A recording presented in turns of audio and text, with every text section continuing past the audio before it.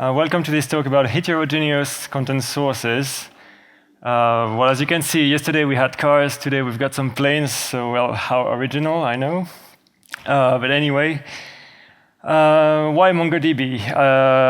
Well, this will be our alternative source for today. I could have picked Postgres or Couchbase or Neo4j, whatever, but well, basically MongoDB is the NoSQL database with the most abyssal level of hype. And besides, there is already a history of JCR plus NoSQL, so we'll get to see about that. My name is Mikael Geljic. I'm a Magnolian, so you've probably seen me over the last few years already, and I have seen you as well. Anyway, today I'm presenting you a fairly personal reflection on content representation, content integration, and well, we'll see where that goes. So we'll first question what is the structure of content, or what is also the nature of content. Then we'll go through a brief state of the art of JCR in 2016. We'll see then how does MongoDB relate to that, to JCR, Jackrabbit or Oak. For that, I have prepared a small content scenario, and we'll see basically what it looks like on different setups. And finally, well, we'll see how Magnolia could potentially cope with that. So, without further ado, let's get started with the structure first. So, some of you might be familiar with this statement or debate, structured, unstructured. And it's one of the key debates in the NoSQL databases. And, well, you might have heard it also in different flavors, structured later, maybe.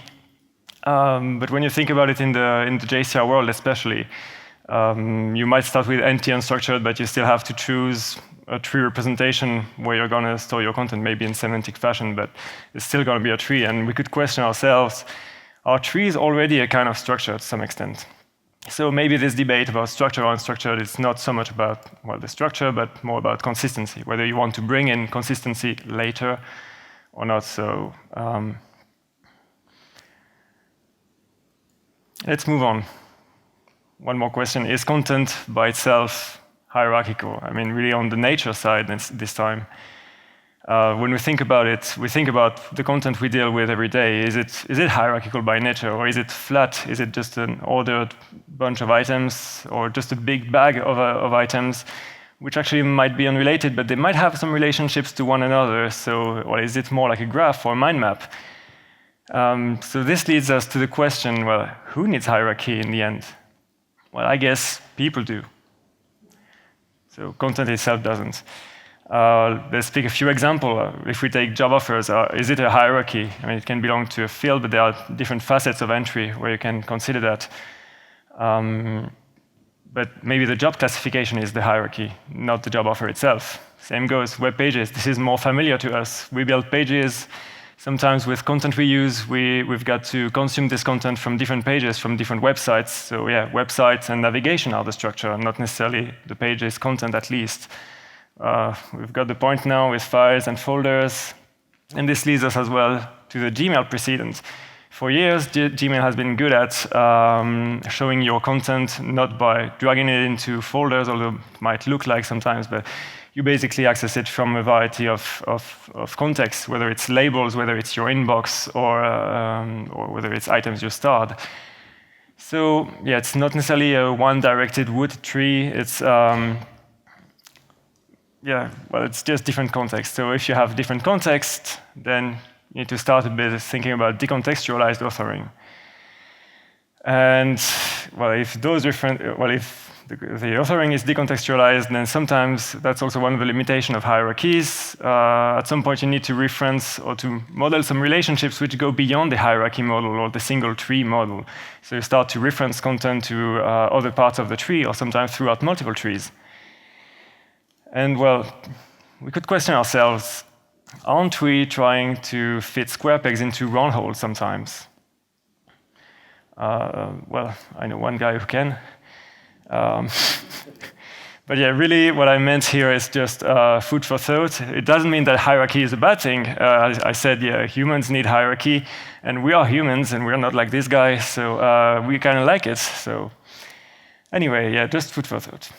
So speaking of a hierarchy, let's move on to a state of the art of JCR in 2016. Cannot start without a bit of history, although this will be redundant to some of us here. But basically, JCR is a specification for a standard API. First version is more than 10 years old. Second version is already 7 years old, so quite a history already. It was especially tailored for hierarchical data structures. Then has also the advantage of having core content management features at the core of the spec. So what do we like about JCR? Why do we like it so much? I guess we like it first because, well, of the repository paradigm, the trees, the nodes, and properties, it's very easy to grasp, and it's very easy to map the content that you have in your head, to map it to those trees, nodes, and properties. Probably much easier than coming up with UML diagrams or database schemas in the first place, right? Then maybe it's also the API documentation, as it's been pretty stable, and over the years, sometimes when you're on the edge cases, usually you go to the spec, you get the answer. The spec is pretty old, same as its reference implementation, if I may call it that way. So there is a certain stability, so it means it's comforting to use JCR and Jackrabbit. And yeah, as I mentioned before, the content management features built in. So yeah, versioning, transactions, observations, a lot of systems have those requirements. So sounds good. And all of this basically gives us a very quick onboarding, very quick start with JCR. It's very easy to understand the concepts, and it's very easy to set up, because usually when you start with Jackrabbit, for example, you're going to start with an embedded database, Derby in that case. So yeah, and over the years, we've also been growing quite some tooling. So we have some rich tooling. Sometimes if you work with Magnolia projects, you know some of the util classes that you use all the time. And as we see every day, you also have a whole amount of tooling around JCR. We've seen the criteria API yesterday, for example. So great. How about today? Well, yeah, the technology landscape has quite changed with 10 years onwards. Back then, the most you could do with JavaScript was just to make some subtle DOM changes in the browser, till someday one guy woke up and said, OK, we're going to do JavaScript on the server side. That's one of the many examples. But basically, trends change, so developers change. And to me, the landscape still seems quite heterogeneous. On the JCR side, we could consider it quite a successful spec still. 10 years onwards, it's still there. We still like it. And there have been a few implementations which have their pros and cons. That may not all implement the whole subset of the specification, but still. And on top of that, there's quite a massive amount of software solutions which have grown up upon it.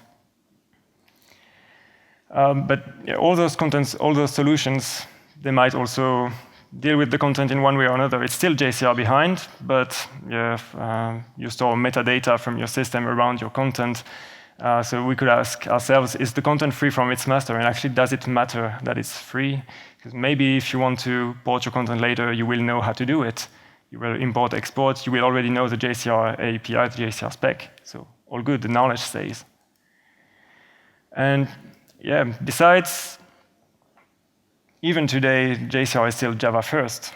So there was the PHP CI effort a few years ago, but most of the time you need Java knowledge to, well, it's a Java API to start with.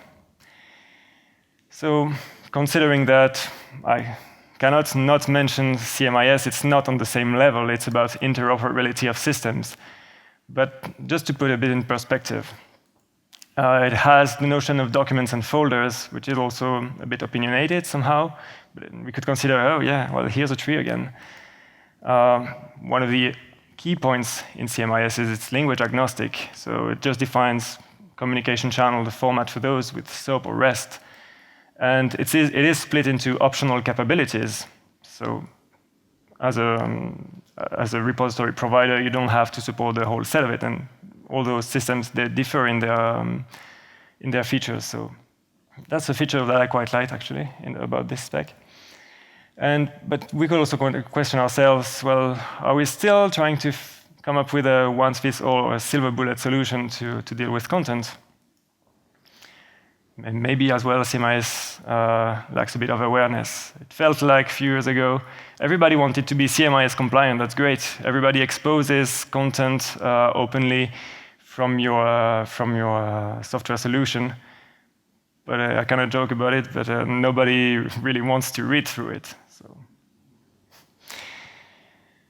Right, so with that in mind, what would be plan A? I'm going to state this boldly and loud. The world needs a polyglot, versatile, and adopted content API. Well, it sounds great. Probably sounds more great on paper. And yeah, it kind of still feels like, yeah, we're trying again. So I'll put that there. We'll see plan B a bit later on. So now let's move on. Let's see basically how MongoDB can relate to this whole world. First, I might hear, well, I don't hear some of you, but I can imagine some of you question, well, you're comparing the database with a content repository. Well, I'm going to be a bit provocative, but it's a database, a content repository. So, well, what I mean is basically it all boils down to the expectations that you have from those different systems that interact together. Do you expect a specific feature to be covered by your database? Or do you expect it from the content repository? Maybe it's not implemented in the repository, so you want it to have on the CMS level. And even if the CMS doesn't have all what you want, you might implement it on project level. And then there's also other layers behind it. You can think about the storage engine, for example. If you think about one specific feature, let's take versioning, you could implement it on a very low level in a kind of a time machine way. Or you could think, I have a very specific versioning strategy that I have to implement on project level. It could be anywhere. And concretely, in practice, it will look more like that. So you have a project dealing with multiple systems and multiple repos and various different databases with different storage systems. So somehow, the angle where I want to take this is the more layers you add or the more different layers you have, the further away you are from your content. So maybe the content is not as expressive on all of those layers. With that said, let's give it a round. MongoDB versus JCR round 1. Both are more or less enterprise grade. Both have, in terms of features, they have queries, indexing, access control, all the things you could expect, really. The highly horizontal scalability in the case of Mongo, clustering in the case of JCR. Then they both have an approach to concurrency control and locking. And well, even versioning to some extent. It's not an official part of MongoDB, but there are some efforts. There's a GitHub project called vermongo. So you could even think about having versioning on MongoDB. Why not? And then we need a second round. So maybe we have to question, why would we use one or the other? One of the key benefits of JCR, well, of content repository implementations based on JCR, you want to avoid re-implementing the costly features, right?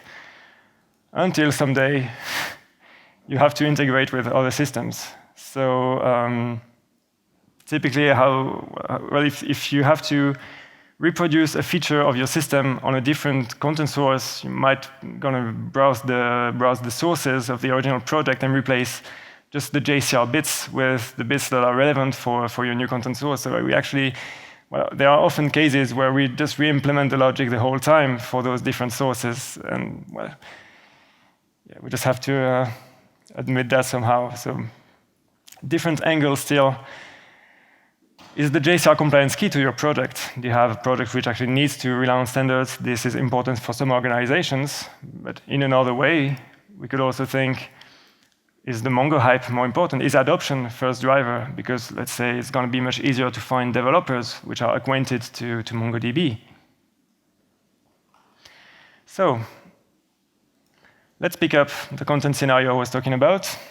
So I chose just a simple case, a fleet of aircrafts. As you can see, they're represented by a registration number, manufacturer model, a construction number, dates. It's not really that important, but it's just a very simple model. And we're going to see that on 5 different setups with and without MongoDB involved. So concretely, those setups will be Jackrabbit with Derby Process Manager by default, Jackrabbit plus MongoDB as a persistence manager, yes, that existed, let's say.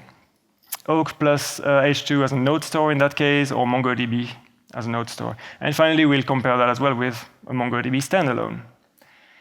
So first, yeah, this will be from really a modeling perspective, and you might ask yourself, saying that, well, Jesus, why are we even looking at that? It was a bit of exploratory surgery, but I wanted to see on database level what your content looks like when you use Jackrabbit and Derby. And here all we see is, well, blobs of binary data. It's actually what they call those not prop bundles in the Jackrabbit world, in the world of those persistence managers. Maybe a better way to represent it, we see some bits here and there of our content with the deliveries and things like that, but a better way to see what a not prop bundle is in the Jackrabbit terms is to debug through it and see the entries in the cache. So here we see we have info on the ID, we have references to the child node entries, and we see a bunch of properties. I think there is also a limit size for those not prop bundles where the properties overflow to another bundle. But anyway, it's great not to have to care about it, but it's still good to know, I think. So now let's see, basically same case, Jackrabbit again, with a MongoDB persistence manager. This was never shipped officially with Jackrabbit. It was in a sandbox that they had on their SVN for a while. I just fetched it, and well, it worked instantaneously. It's very trivial to configure, as you can see as well.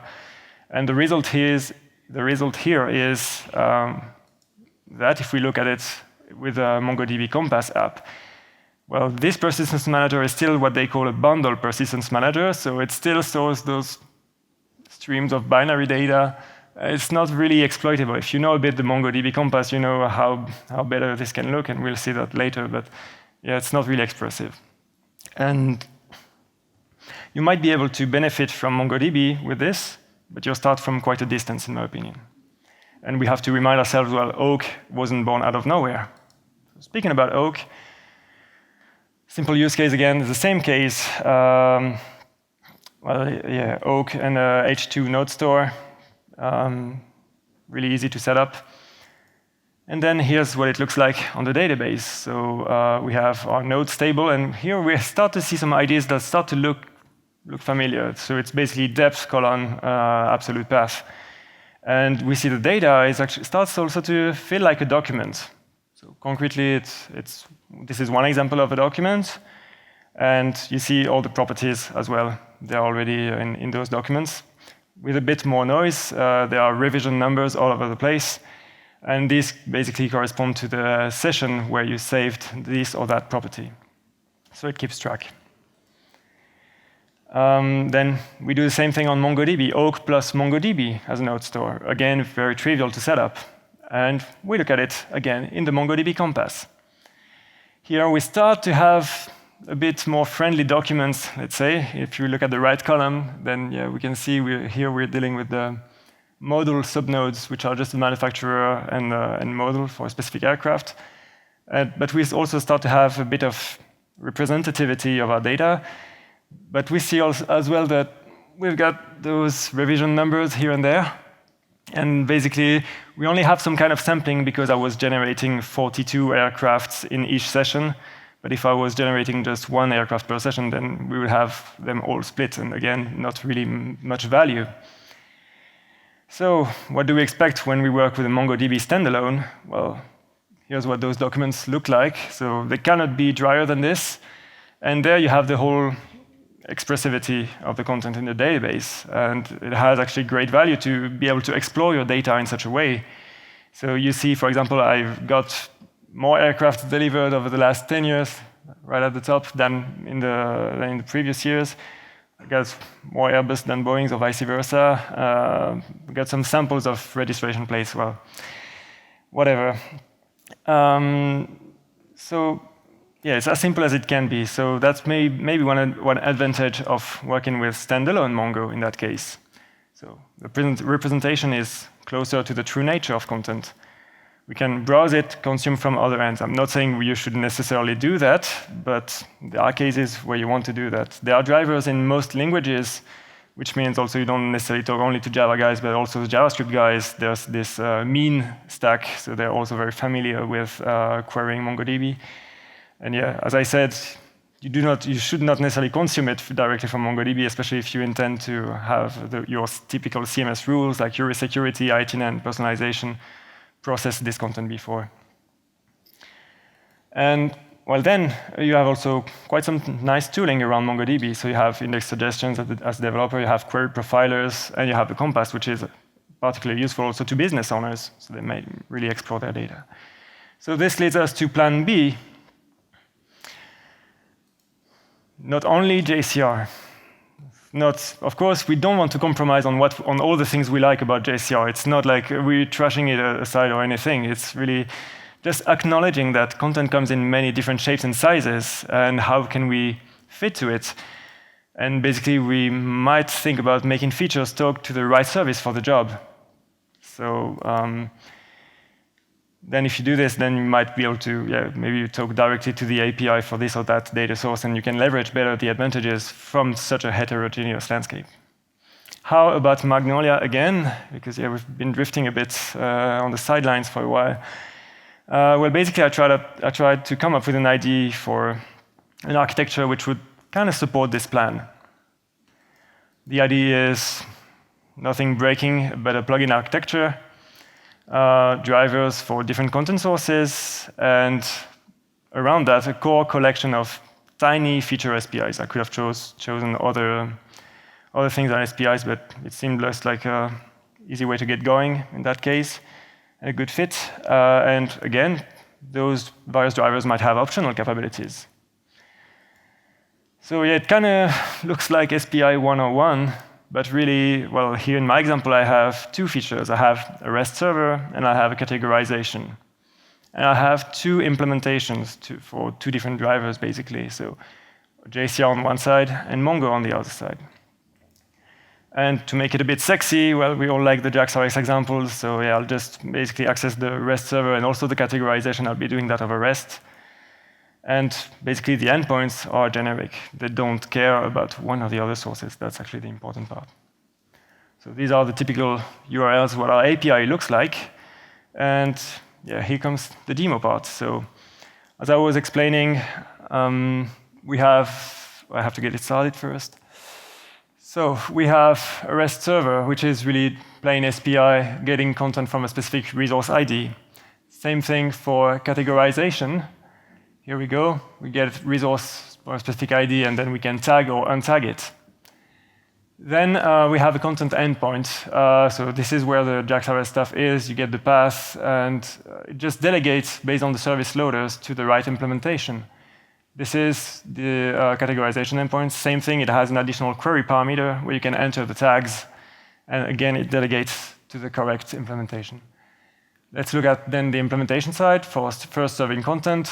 Nothing new here, you just implement the SPI, use the Node API, and here I'm marshalling the data with the repository marshaller, which is out of the box with our REST integration module. Well, same thing, directly in Node API in the case of tagging. So I'm setting a multi-value property or removing it. Then we'll see how that looks on the Mongo side. So we'll be talking to the Mongo driver directly. We get the collection. We just emit a find statement for a specific registration.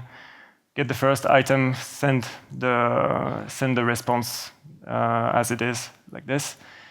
And same thing in case of categorization, we use directly the Mongo API's find one and update.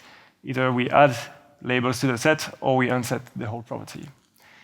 Here is the configuration for those endpoints. You're familiar with this already. So we have content and categorization, nothing complex, just plain endpoints. And I also want to show you for the demonstration, I also generated a bunch of aircrafts into a fleet workspace. So this is within Magnolia then. And right, so we're gonna look at those endpoints. And first, we basically get the content from our first JCR endpoint. Here we go. We get this JSON representation of our aircraft in JCR. We do the same thing on the Mongo side. Off we go. We just consume JSON content right out of the Mongo side. Then we go to the categorization endpoint. We might, we get the URL like this, we might want to add some query parameters to add some tags. So yeah, in that case, yeah, just a bunch of tags, which means that if we go back to Magnolia now, we see the labels have been added. So it's been categorized through the generic endpoint. And finally, same thing again from the Mongo side. We add a few tags to our aircraft in that case. It's a bit high. OK, done. We see the result with the compass. By default, well, I just make sure that I had no labels here at all before. Then I refresh the query, and here are my labels. So done. So yeah, that's it for the demo time. It's very simple case. It's really a demonstrator more than a real-life application so far. But the goals of it is basically to provide driver plugins for the core CMS features that you expect, so that this will allow you to work with content that already exists in one or the other place. Those drivers, they would recognize that the data source has, you would have specific, well, different types of data sources with different capabilities as well. You would, in theory, add or remove connections at runtime. So yeah, I want to add, like now, I have already a MongoDB running, I know the URL, I just add it, and then I can control it from the CMS. And on top of that, then you could start building content types. So that's probably something that will come again in the next few months. And well, finally, one of the great advantages of it is that you have universal endpoints. They actually don't contain much. They delegate, basically, but this means also that you can share the configuration for all of this. If you think about the content app actions, for example, you want to implement a content app on MongoDB, you wouldn't have to rewrite all of the actions to talk to the MongoDB driver, to the Mongo client, but you would rely on those drivers to have your thing sorted out. And so you could share the configuration. You don't have to reconfigure all the time, all over the place. One of the key limitations, or something to be aware of, is you still need a way to identify what content type maps to what data source.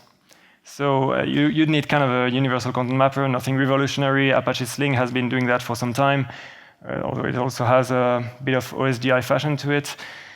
And then at some point where if you think about core CMS features, we have many modules which provide additional functionality. So if you combine that with drivers, then it means you have kind of a matrix of modules and plugins, although you could maybe work around that with optional dependencies.